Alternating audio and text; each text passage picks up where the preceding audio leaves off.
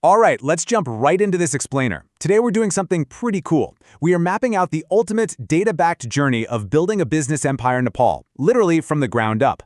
We're going to look at the hard academic research and the actual legal frameworks to visualize exactly how a tiny local shop can scale up to the global billionaires list. So if you've ever wondered what the actual roadmap to extreme wealth in Nepal looks like, you are in the exact right place.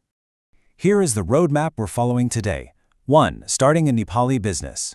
2. The presumptive tax hack. 3. What drives SME success. 4. Nepal's richest elites. And finally, 5. The future of wealth. Let's get into it. Section 1. Starting a Nepali business. Because before you can take over the market, you've got to actually, exist on paper.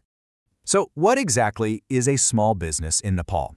By definition, we're talking about enterprises with a fixed capital of up to 150 million Nepalese rupees, excluding the really tiny micro and cottage industries. These businesses make up the vast majority of new ventures trying to climb the economic ladder. They are the absolute lifeblood of the local economy, from your favorite neighborhood bakery to that mid-sized trading company down the street.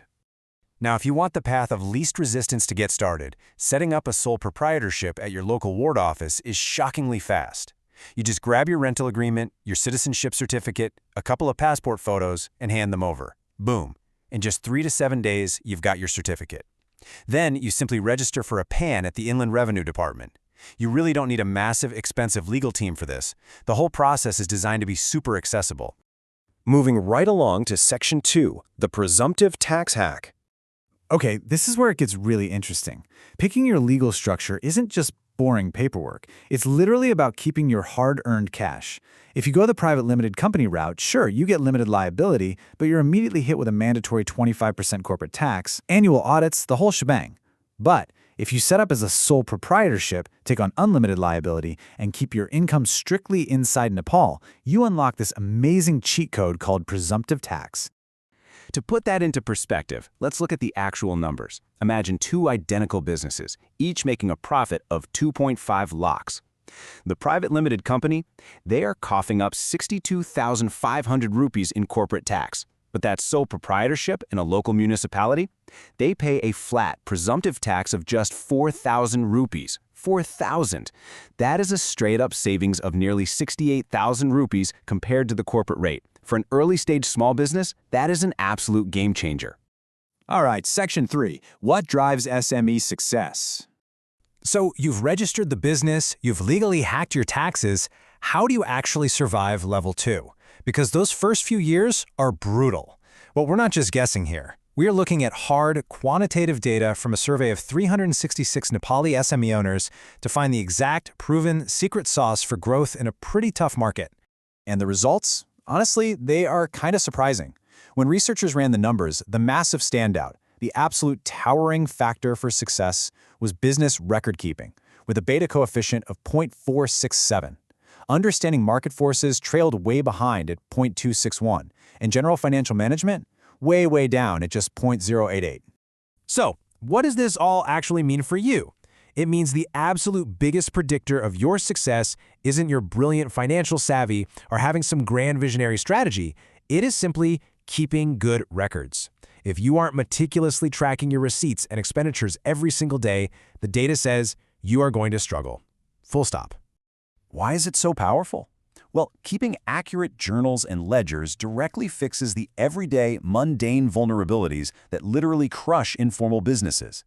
Having your numbers right there in front of you prevents you from making irrational, gut-feeling decisions.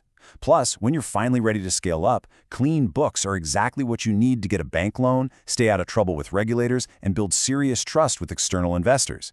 It is your ultimate weapon. But here is a wild twist from that same study. Formal risk management and internal control practices, they showed absolutely zero statistically significant relationship with success for these Nepali SMEs. None. Because most early-stage businesses there operate semi-formally without professional corporate expertise. Those fancy risk frameworks just don't move the needle yet. So honestly, don't overcomplicate things early on. Just keep your books clean. Section 4. Nepal's richest elites. Now that we've mastered the startup data, let's jump straight to the boss level. $2 billion. That staggering number serves as our anchor. It's the estimated net worth of Binod Chaudhary, Nepal's sole globally recognized Forbes billionaire. Now, tracking wealth in Nepal is definitely tricky. There are lots of privately held companies and less transparent capital markets, but that 2 billion figure, that represents the absolute apex of the mountain.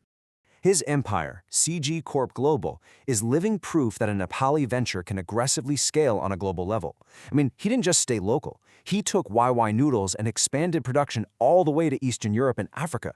He partnered with Taj Hotels. He pushed into banking with Nabol Bank and diversified into electronics and renewable energy. And if you look at the top 20 richest Nepalese, families like the Golchas or mega investors like Upendra Mahato, the secret sauce at that ultra-wealthy level is massive, relentless diversification. They spread their wealth across fast-moving consumer goods, mega real estate, telecommunications, and high-end hospitality. It's not about having one golden goose, it's about owning the entire farm and leveraging global networks to protect it. Which brings us to our final part, Section 5, the future of wealth. We've seen the traditional paths to billions, but the economic landscape is shifting, and it's shifting fast.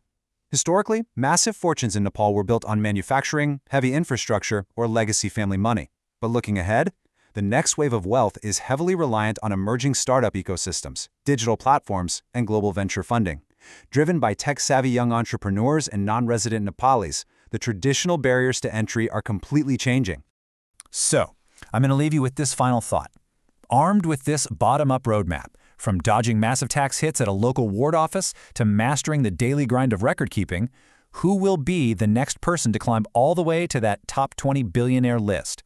It might just be someone watching this right now.